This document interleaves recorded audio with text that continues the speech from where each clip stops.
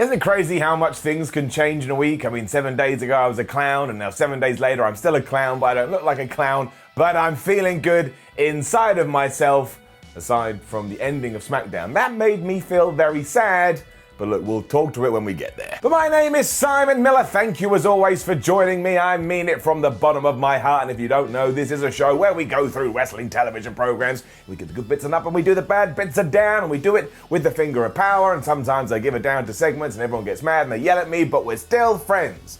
Or at least I hope we can still be friends. Otherwise, I will be a sad pup.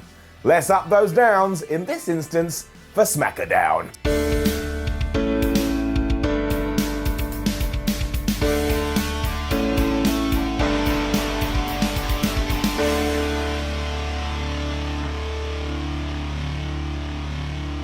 So look, last week had all that nonsense with Daniel Bryan's hair, but I was kind of intrigued to see how all of this was going to play out, and credit to WWE. I think they picked the right direction, because after a video recap that kicked off SmackDown, The Miz was out to host an episode of Miz TV. Why it always has to be Miz TV, I don't know. It is alright to come out there and talk into a microphone, but I'm not going to get upset about that today. And in fact, well, I say that, not all of this was good, because Michael Cole on commentary was telling us that nobody has seen Daniel Bryan since last week. And don't forget, when was the last time that we did see Daniel Bryan? That's right, he was being dragged to hell. That's what I was told on the TV show. Daniel Bryan's being dragged to hell. And yet here, no one gave two hoots. Someone should go look in hell. Anyway, Bryan was meant to be Miz's guest, but obviously he's not going to be there because he's dead. No, because he's in hell. No, I mean, he's just not there. I don't know, he just vanished off the face of the planet. And for some reason, I couldn't really work this out, The Miz is really concerned about Daniel Bryan's disappearance,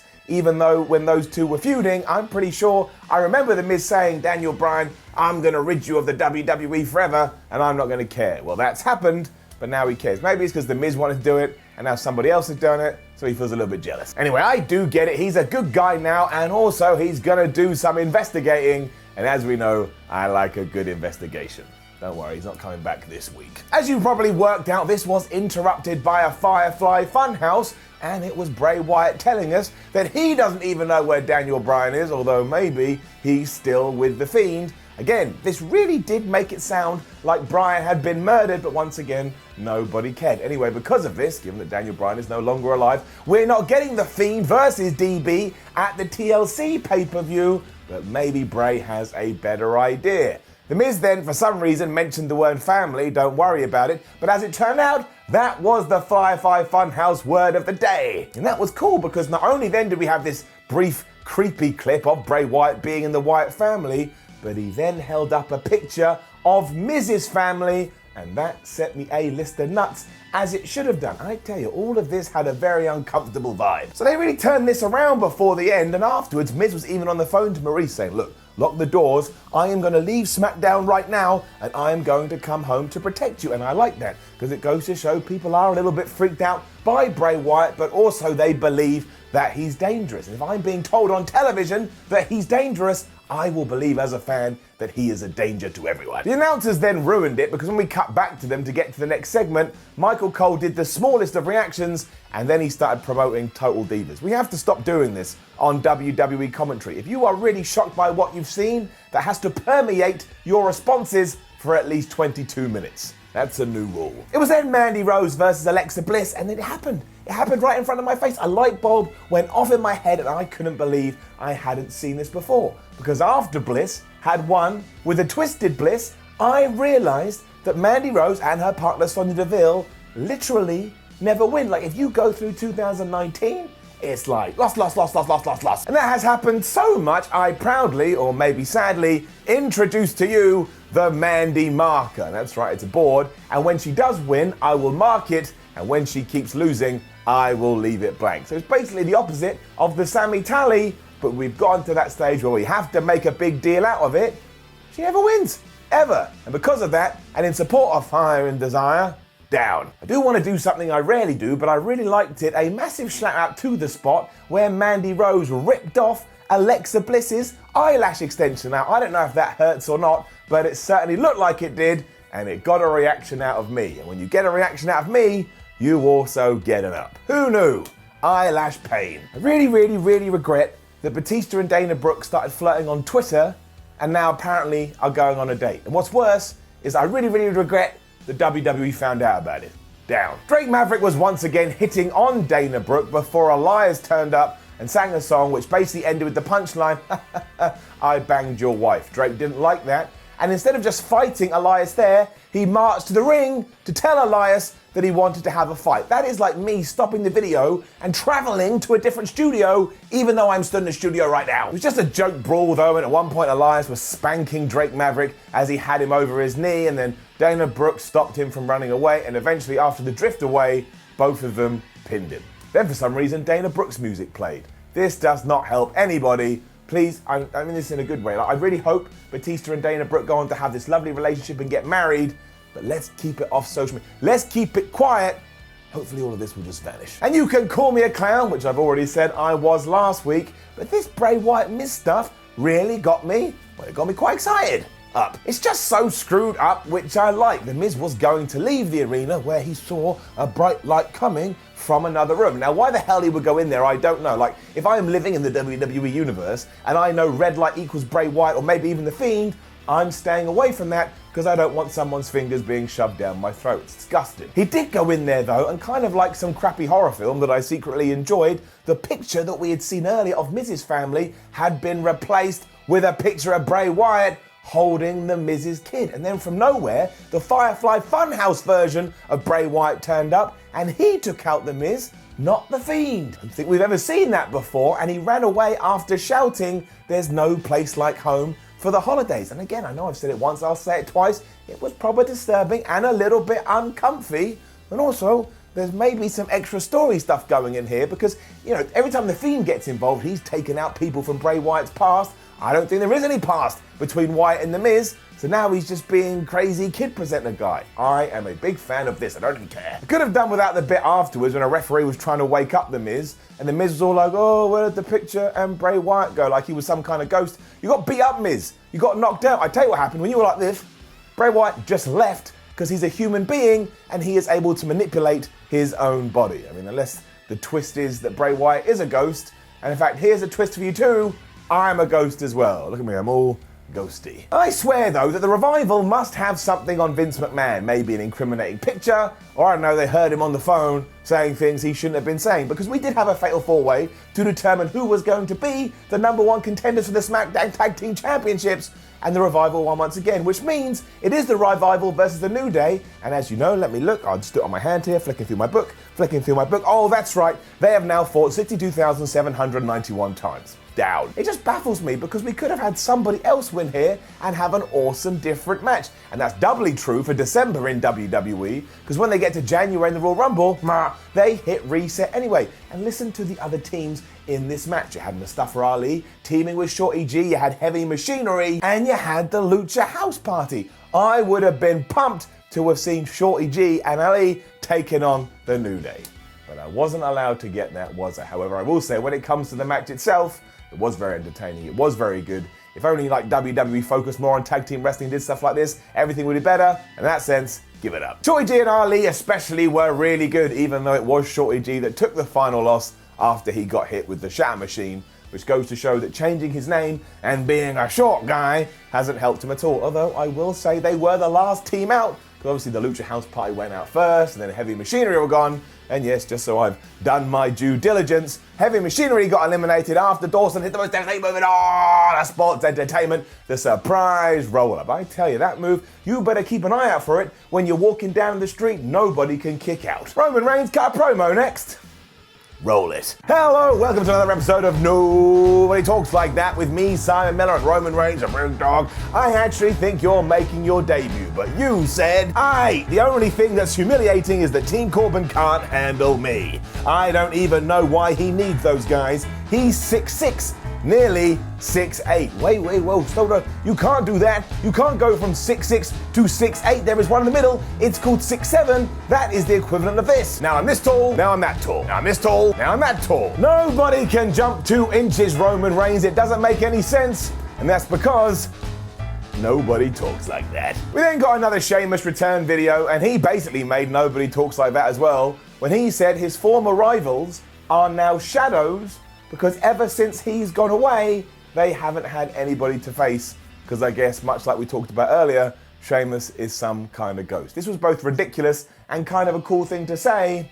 I'm just excited about the Irishman coming back. And I'm sorry too, I really am. I know this irks people, but I need to be honest, I need to be transparent, I need to tell the truth. I cannot get behind this Lacey Evans babyface turn, mostly because nobody has given me one reason whatsoever to understand why all of a sudden she's being really nice and pleasant.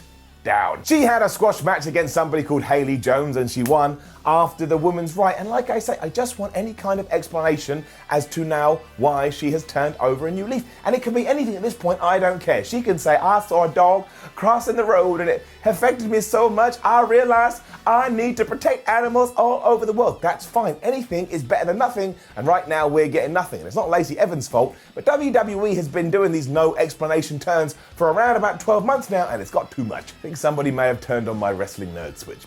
We did continue the feud between her and Sasha Banks, and even that was a little bit odd, because the one comment that really stoked the fires of Lacey Evans is when Sasha Banks mentioned her child. So we have The Miz and we have Bray Wyatt talking about his family, and now we have Sasha Banks and Lacey Evans talking about hers. I'm probably being overly sensitive here, but if I'm writing a book, I don't have two main characters and give them the same plot line. That's really lazy. Like I say, that did piss Evans off, and she followed it up by going, don't mess with me, I'm a Marine.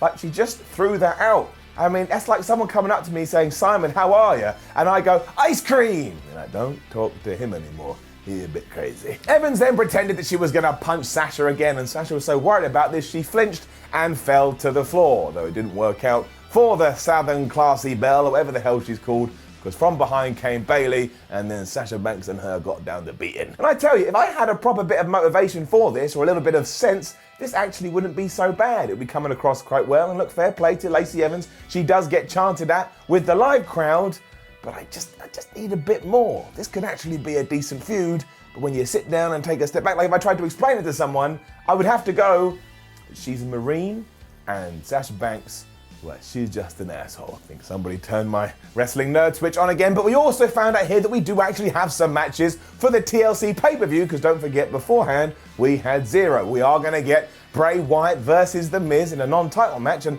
I don't know if we're getting Bray Wyatt, Firefly Funhouse, or The Fiend, but actually, it's got me quite invested. And also Roman Reigns is going to take on Baron Corbin in a TLC match. No, I don't know why that's a TLC match, but it is, deal with it, don't yell at me. Roman Reigns versus Dolph Ziggler was our main event, and it's one of these back and forth things again, because look, WWE gave them a lot of time, and they had, I thought, was a pretty good match, so in that sense, up. These two are basically really good, so it doesn't surprise me, and also WWE have clearly made the decision over the last few weeks that they got to rev Roman up again, because he was an absolute super beast once more. Even Baron Corbin came out halfway through this on his throne, and he was on the apron, so Roman Reigns Superman punched him, turned around, gave Dolph Ziggler quite a badass looking spear, and he got the win. It was as easy as pie. He'd also won the crowd over by the end of this, and I like it when our top babyface is getting top babyface reactions. Like, it wasn't like Stone Cold Steve Austin or The Rock levels, but I enjoyed him being cheered to victory. It was fun. As for the post-match attack though, I'm writing a letter to Vince McMahon. Down. Dear Vincent Kennedy McMahon, no one actually thinks the Big Dog nickname is literal, and furthermore, no one wants to see Roman Reigns be covered in dog food. It's weird more than threatening, and doesn't make me any more interested in seeing Roman Reigns and Baron Corbin fight. From the bottom of my heart, please stop doing this. I really, really don't like it. Regards, Simon Miller, Esquire. That is actually what happened too. A magical hand just came out from under the ring to grab Roman Reigns' leg, and as soon as he had been distracted, he was beaten down by around about 45,622 people, including Dolph Ziggler and Baron Corbin, and after they had handcuffed him to the ring post, they got some dog food and they poured it all over him and made him eat some. I'm not making this up. These are all things that happened on last night's episode of WWE Smackdown, a program that airs on Fox. I mean, just smash his head in with a chair. Just do that. This was your plan when you were backstage. Like, remember how last week Roman really got the better of us? Well, this week, why don't we get some dog food and put it in his mouth? It's like you chose humiliate over attack, which would be a terrible choice in any role-playing game. It's a shame as well, because this really did look quite good at one point. Roman was actually fighting off all these people and he looked a bit like a warrior. And eventually, the number game got the better of him. And even the last shot wasn't too bad because he looked like he was dead as he was hanging from this post. But again, what happens in between? Eating dog food. Eating dog food. What is this obsession with Roman Reigns actually being a dog? He's not a dog. He's a human being. Why do I have to explain this? Roman Reigns is a human. Roman Reigns is not a dog. I don't get it. I don't know who this was for. Not even a kid would enjoy this. They'd look at their dad or mum and they'd go, why are they using dog food? Why don't they just hit his head in with a chair? And I'd be like, that's right, kid. You know what you're talking about. It's just so bizarre. And of course, we went off air with the Roman Reigns Baron Corbin feud because WWE clearly thinks that's massively important. And maybe it is. Maybe they'll smash it at the pay-per-view, which goes down a week on Sunday. Now, this is a close one, but we get to my spinny arrow. Surprisingly, it is going to get an up, but only because I was well invested in the Miz Bray Wyatt stuff. And secretly very excited that we may get Firefly Funhouse Bray fighting at the pay-per-view. I'll be wrong now, but I don't care. The Fiend is still cool. But that's what tipped the balance here. Otherwise, the flipping dog food, man. Dog food. Dog food. Now I'm just standing here looking at the floor saying dog food. Now, don't forget to leave a comment below and let us know what you thought about last night's episode of Smackdown. Like, share, and subscribe. Head over to WhatCulture.com and read your articles. There's an ups and downs article too. I don't write it, but you can read it. Follow WhatCulture on Twitter, WhatCulture WWE, and watch more videos here on WhatCulture Wrestling. My name is Siren from WhatCulture, and just a little note to remind you, if you didn't agree with any of the things I said, don't worry, it's just an opinion. I'm a bald asshole. Take that information and you will start to calm down. Have a great weekend too. If you are watching this on Saturday, I will see you next week.